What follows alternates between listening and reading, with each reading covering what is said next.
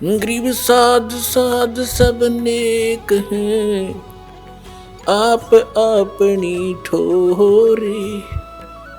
जो सतलोक ले जावेंगे वो साधु कोई और।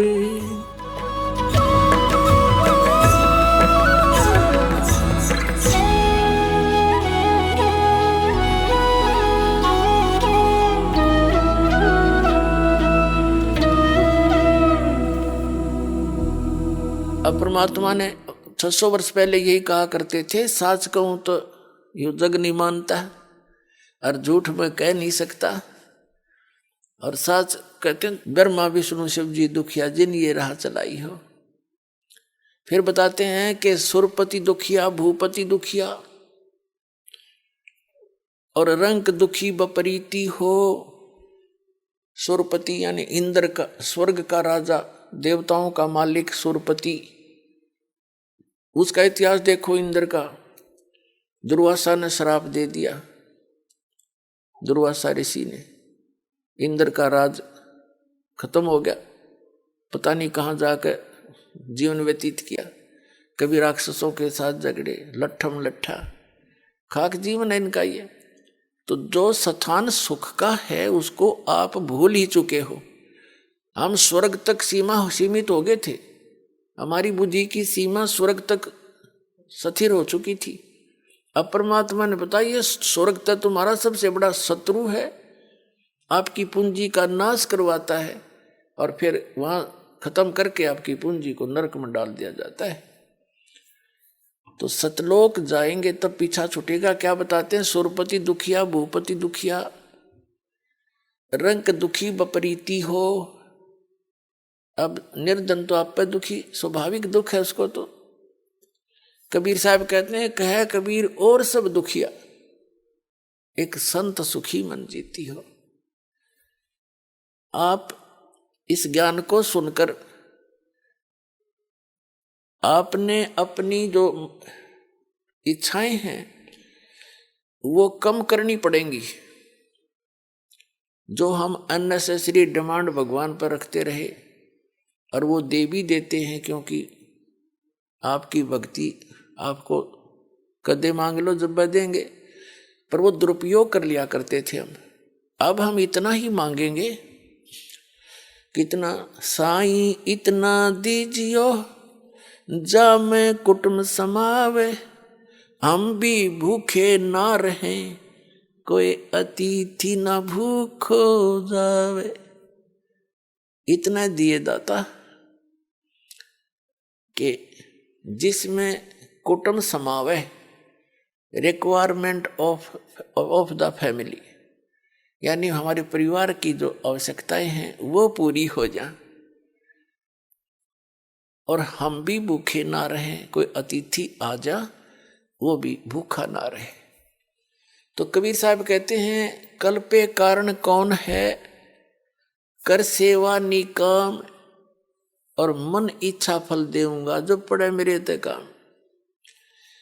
कबीर साहब कहते हैं, तू ऐसे बेमतलब की कल्पनाएं, ये चिंताएं करने से कोई लाभ नहीं। मैं जो साधना विधि बताता हूं उस भक्ति को करो, ऐसे मर्यादा में रहो,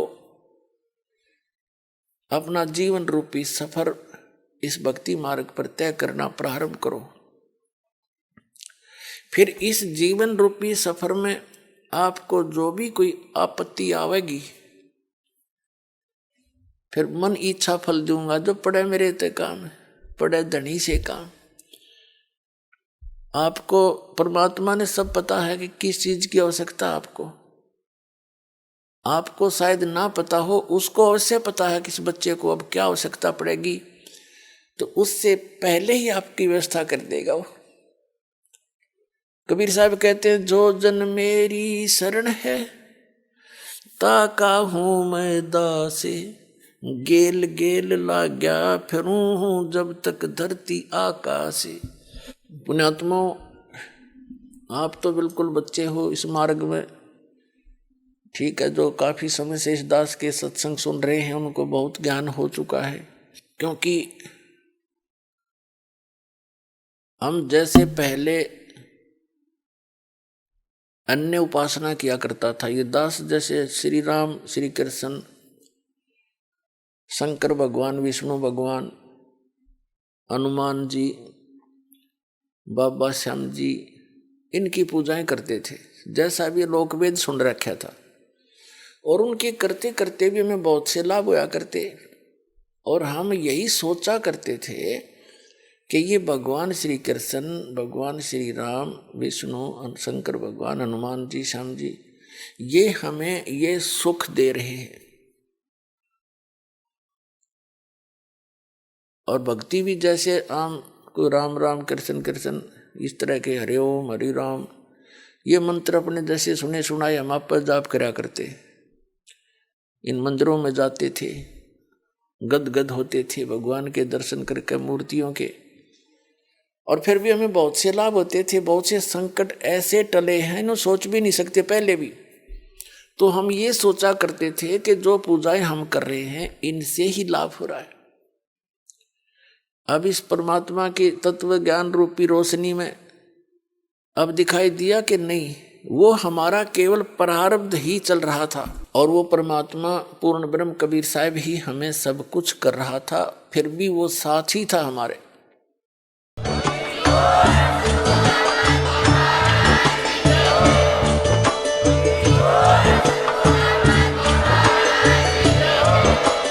आप सुन रहे थे जगत गुरु तत्वदर्शी संत रामपाल जी महाराज जी के मंगल प्रवचन। अधिक जानकारी के लिए विजिट कीजिए हमारी वेबसाइट www.jagatgururampalji.org। संत रामपाल जी महाराज जी के शुभ आशीर्वाद से पूरे विश्व भर में 500 से भी ज्यादा नाम दीक्षा केंद्र हैं, जिन पर संत रामपाल जी महाराज जी द्वारा ऑनलाइन निशुल्क नाम दीक्षा दी जा रही है। अपने नजदीकी नाम दीक्षा केंद्र का पता करने के लिए संपर्क करें 8222880541।